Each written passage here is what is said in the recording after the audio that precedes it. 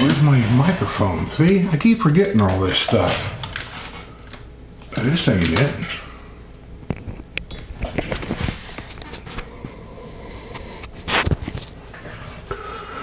Good afternoon. It's time for the news. Yingling Lager. Okay. I know there's a couple things that I saw on here. This is one. It says apartment complex. Tooting access to villages reveals its pricing structure. What most of this is, there's been an ongoing complaint about it. I don't blame the people. At Hacienda of Mission Hills, there was an empty section of field next to the villages of Hacienda of Mission Hills. Hacienda Mission Hills is pretty high dollar. I call them courtyard villas, but they're called a lot of other things too, but we'll just call it courtyard villas. 3-bedroom courtyard villas. Most of them are 2-car garage. They're nice, very, very nice. There, you're probably talking 400 grand and probably up.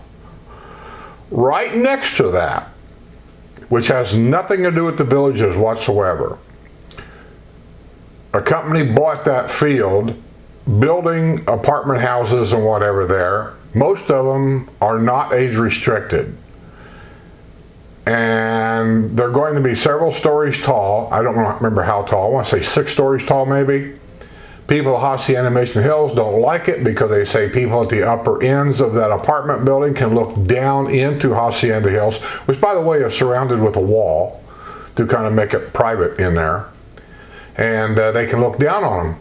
And they don't like it. I don't blame them. And there's going to be, with kids living there, basically, you're talking Harley Davidson motorcycles, you're going to talk about cars with loud mufflers on them, you're talking about noise, a lot of noise, in and out, all hours, day or night. Police activity will be there because guarantee you there'll be drugs in there, there'll be problems in there, there always is. Well, it didn't do no good. I mean, when it comes to tax dollars and things like that, you're going to have to come up with one hell of an attorney because nobody ever says no to a building anywhere, really, because of the tax dollars. It ain't happening. You can talk about the water, nobody cares. You can talk about the traffic, nobody cares. Talk about the air pollution here, nobody cares. If it's $1 million a year more in taxes, it's going to happen unless you come up with a lawyer that knows his stuff, and in most cases, people will not spend that kind of money. They won't even get together to spend that money.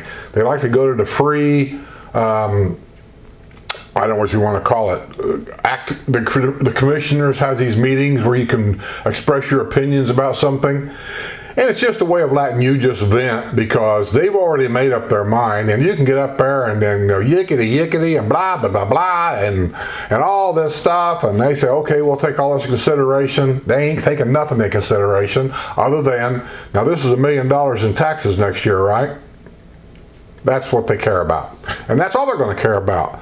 So this place is advertising the fact that you have access to the villages. Now, I don't know what them people that moved them apartments, if they've never been here, what they think they're going to get. But I've said this before.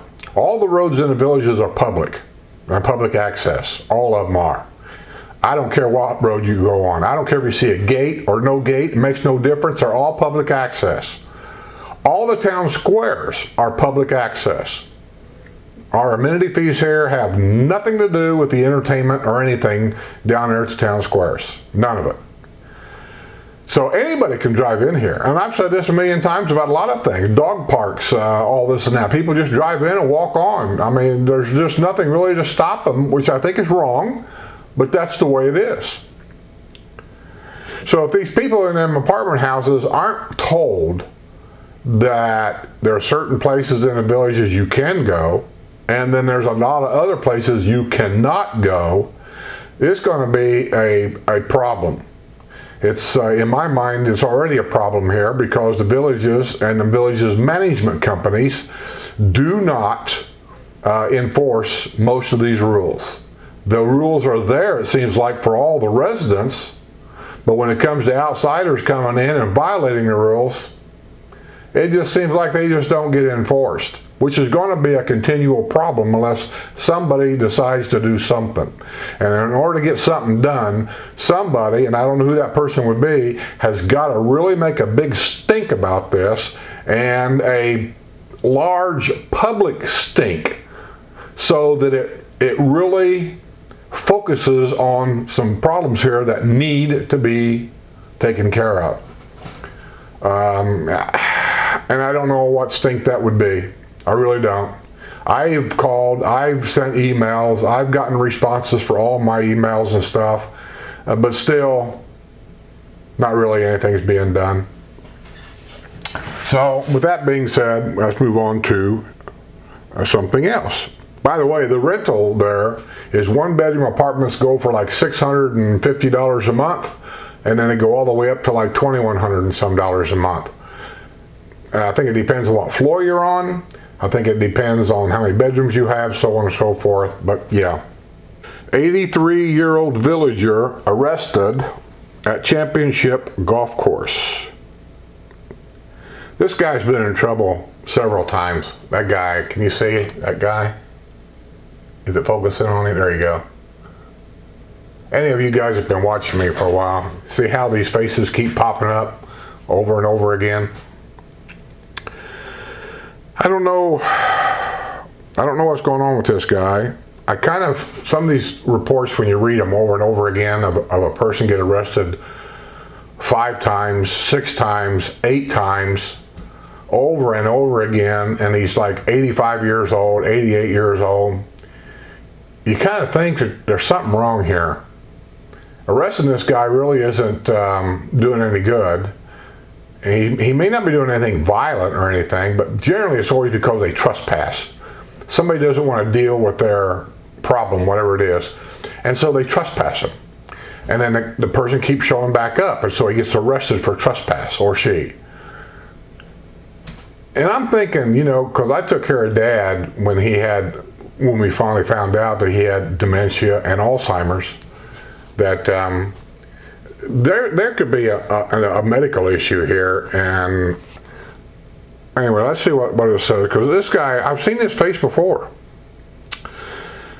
Morris Hirsch Wolf, who lives with a lady friend at 657 Mullins Path in the village of Mallory Square, was arrested shortly after 7 a.m. Thursday after riding his bicycle at the Mallory Hill Championship Golf Course. The golf is open, but the country clubs are closed. So the guy was probably just riding his bicycle up to the parking lot or something. That's all he can do. From which he had been banned in 2018, according to an arrest report from the Sumter County Sheriff's Office. Okay, he's been trespassed. He was taken into custody on a charge of trespassing. He was also arrested on a charge of violating his probation, thus earning him a no-bond status at the Sumter County Detention Center. In 2018, Wolf was placed on 3-year probation on charges of practicing law without a license, resisting arrest, trespassing, and battery on a person over the age of 65. He was also ordered to perform 50 hours of community service. Special conditions of his probation included a ban on owning a gun, submitting to random drug screenings, and submission to a DNA sample. Ooh, DNA, that's one of the reasons why I left UPS, because they were they didn't require it, but they were really pushing hard for employees to give hair and blood samples. And I said, I'm not doing that. The DOT rules and regulations don't require it, and they kept saying, no, it was company practice or a company policy. And I hate those words, because what that means is they're going to violate your rights, because this is company policy. I don't like that. And so I refuse to do it, so I'm not doing it. The woman with whom Wolf resides in the village of Mallory Square had pleaded with the judge to release Wolf, who twice has been arrested at the Tierra del Sol tennis courts. That's where I seen that face. There was an article a while back. This guy showed up at the tennis courts, got into a fight with somebody on the tennis court, It seems to me he assaulted them, hit him with a tennis racket or something, I don't know. Wolf had been accused of misrepresenting himself during a meeting at the Milhorn law firm in the Villages. He was later arrested on a charge of trespassing after showing up at the law firm from which he had been banned. Wolf was convicted of family abuse in 1999 in Hawaii and disorderly conduct in 1991 in Georgia. See what I mean? It's just over and over again with these people. Same thing about these kids living with grandma and grandpa or mom and dad. You see these same faces pop up like over and over again. I'm only telling you this because I'm not trying to spread bad news all the time, but I just read the reports. This is in the stuff every day. If you're going to buy a house here, these are things you're going to have to deal with. You may not think you'll have to deal with them, but they're here. You'll have to deal with them like I do. Now, it hasn't affected me personally. I have never seen a problem here. I have never really seen a problem anywhere except once. Villagers to begin receiving CVS prescriptions via UPS operated drones. Yeah, I did a report on that already. You guys have already heard that. Yeah. Nationwide, by the way, and I think I said this on the video about it, UPS is the only company nationwide, maybe worldwide, that has received certification, special certification, to have an unmanned commercial flight path given to them in the United States. And I've had people send me emails saying it's not true. FedEx has got it. No, FedEx does not. Amazon does not have it. They're on the list to get it. But as of right now, UPS is the only one that's got this. And it looks like they're going to use certain areas. We're like the second or third. There was an area in South Carolina, they've already started doing this. And they're using this as a pilot program. And they're telling you, oh, it's because of coronavirus. We're trying to help you out. And they're not trying to help anybody out but themselves. It's all about profits and all this and that. But that's just the way it is in this world. I'm not denying that. I'm just telling you that for public images, they say things it's just goofy. So, yeah, they're doing that. And I think there's a drone channel here in the Villages. And I'm sure if anybody has a drone footage of this going on, this guy does. It's called Golden Wingnut, I think. So go to YouTube here and type in Golden Wingnut or Gold Wingnut. Gold Wing is a motorcycle. I had two of them. Try that. Try Gold Wingnut or Golden Wingnut. I can't remember because I don't go to their channels that often to look. But you might see a drone footage on there about the operation because that guy's pretty good. Somebody said, why don't you get some of these guys on your Wednesday night live show? Well, let me tell you.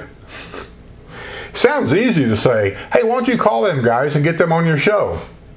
I don't have their phone number, for one. I don't know where they live, for another. I mean, do you assume because I live in the Villages that I know every 140,000 people that live here? I know all of them? I don't know where these guys live. I don't know where they're at one day to the next. I don't send them emails and stuff, and I'll tell you why. I have done this in the past. These guys that run these different YouTube channels, especially the more popular ones, they get so many emails and so many comments on their videos every day, because I know I get them, and some of these guys have got bigger channels than I got. And it's hard to keep up with all this. Answering everybody, answering the emails. Sometimes people show up, they like to have a meet and greet, and talk to you a little bit. You try to do all that. You're trying to do everything you possibly can and do videos, get them edited, get them downloaded, all this stuff. It's a lot of work. So I don't send them emails because I'm guessing that odds are my email is going to get lost with all the comments, all the emails in the past and present, and it's going to get lost anyway. So here's what I've said before, and I'll say it again. Anybody that wants to be on my Wednesday night live show as a guest to either promote their YouTube channel or to take a few questions from maybe some of my viewers and me, and have a little fun. All they got to do is my email is below every video, and I read every email. I may not read every comment below every video, but I read every email that comes to me on my cell phone. This thing's attached to me. So when I get an email, I read it. I may not answer every one of them. If I think they're relevant, I will. If I think it's goofy, I won't. And I do get goofy emails all the time. So, you know, all I gotta do is send me an email, say, hey, I'd like to be on your show, and what I'll do is I'll get in contact with them somehow. I'll probably email them my phone number and have them call me. And then I'll talk to them, make sure they're legit, because you never know who's sending you an email. And then once I know they're legit and they just like to come on the show for 15 minutes or something like that and talk about their channel, what they do, and all this and that, we'll work it out. And yeah, I'll get them on the show. As a matter of fact, I've tried to get one major person on the show. He was going to get on once. Something came up and he couldn't make it. And then last month, I sent him another email, asked him if he could make that show. And because of the pandemic thing, he said he had a house full. I don't know what that means. And he couldn't make that show. I don't know if I'm going to send him any more emails or not, because I feel like I'm being really just, you know, he don't want to do it. He don't want to come live on the show. So I'll wait for him to email me probably. But yeah, anybody who wants to be on my show, promote your channels, email me. We'll work it out. 88-year-old taken to hospital after found laying on the bench behind Panera Bread. You know, that's the Panera Bread at Spanish Springs. I read this the other day. This is not today's news. He went up there, seems to me, with a girlfriend, 88-year-old. He had a girlfriend, that a boy, and they were shopping or something, and he didn't want to shop. I understand. I don't like shopping either. So he left while she was shopping. And one thing about in a retirement community like this, Spanish Springs is one, that's one of our squares, that there's places to sit everywhere. Why other towns don't do this, I don't know. But they have these little pathways between buildings that you might call them alleys, but they decorated the alleys up. There's chairs and tables in there. It's a shady spot on a hot day. And he went to one of them, I guess. She gets done shopping. She goes looking for him. She can't find him. She gets nervous. He had a GPS tracking system on him, which tells me he probably had a memory problem of some kind. And she called the police. The police used that GPS tracking system to find him laying on a bench behind Panera Bread. And that is a shady spot back there. And they got a nice flowing fountain, depending on what time of day, but generally it's shady back there. And he was back there laying. So anyway, they took him to the hospital. So apparently, you know, he had some kind of problem. You got to be careful around here. You know, if a person's got Alzheimer's and you know it, don't ever leave them alone like that. Don't let them wander off. I mean, just pretend he's your 8-year-old son. Would you let him go wander around town by himself? Villagers asked to break up gathering near Morris Boulevard Bridge. Yeah, they take that whole area over there. There's like a little rest area for golf carts. Literally, that's what it looks like. And a lot of times people go there in the golf carts, they sit there and they watch the sunset right there. Well, I don't know how many golf carts you can get in there. There's little spots where you can park. And it's during the separation that we have, what, 6 feet apart, 10 feet apart, something like that. They're crowded in there. And then next to that, because people there don't want to go in there in the rest area part because they say there's too many people's in there, they go past that. And to the left is a big grassy area. Technically, they're not supposed to be in a grassy area with their golf carts at all. But they've used that for a little picnic area. People's been sitting in there for years and nothing's been said, so they'll continue to do that. So a lot of them have been going down there. We went down by there one evening in a car, and I can't remember, but it seems to me I saw like 10 to 15 golf carts all parked right in that area. It's not a big area, so they're kind of crammed in there. So that's what they're talking about to break that up. Temporary $20 a month flat trail fee at executive golf courses? Yes, they because of the regional rec centers being closed, that's where, if you're going to be here for 6 months or a year, where you would buy a 6 month or a year trail fee, which is the best way to go. A year's like $144. And if you don't do that, every time you go to executive course, if you're going to drive your golf cart, it's a $4 per person in that cart trail fee. So if you go in a cart, it's $4. If you play golf, say 3 times a week, that's $12 a week. You can do the math. $144 a year, that's the way to go. If you're here only for the winter months, then you can buy a 6 month pass. So you're here for the winter months and then you go home, you don't pay for the rest of the year. Well, they didn't have the rec centers open. And that's where you get your trail fee, is at the regional rec centers. And the starter shacks don't take cash anymore, because they had a thing about cash could transmit the disease from one person to another, handling the cash. And they said it's only going to be credit card only for a while, and then there was a concern about that, handing my credit card to you, to maybe somebody else, to who knows how many times a day you use that credit card and how many people touch that credit card. So they just started not taking it there at all. So there you had to go to, I don't even know where, I'm going to say somewhere, I don't even know where, but maybe the starter shack, it was $20 for the month, and then that was it. And the championships, I think, were the same way. They closed the country clubs down. I think maybe now they're starting to reopen some of them. I don't know that. I know today's the day that, or yesterday, Monday, the 4th, they started reopening things on a phase 1. And I think I did a video on what phase 1 and phase 2 was Wednesday. I think I came out Wednesday. So, yeah.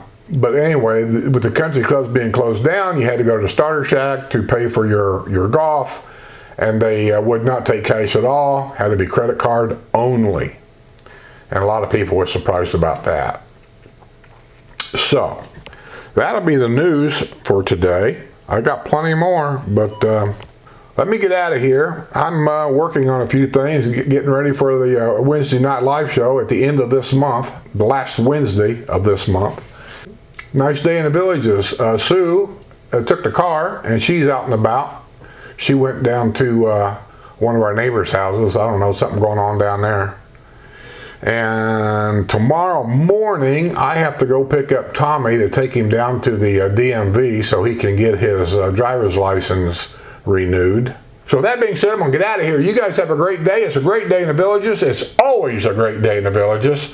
90 degrees, sunny, white puffy clouds, and a little bit of a breeze. I got to go out and do some video around the neighborhood too to get some of them driveway paintings, pictures if I can. So with that being said, I'm going to get out of here and say have a great day. I'll see you all on the other side.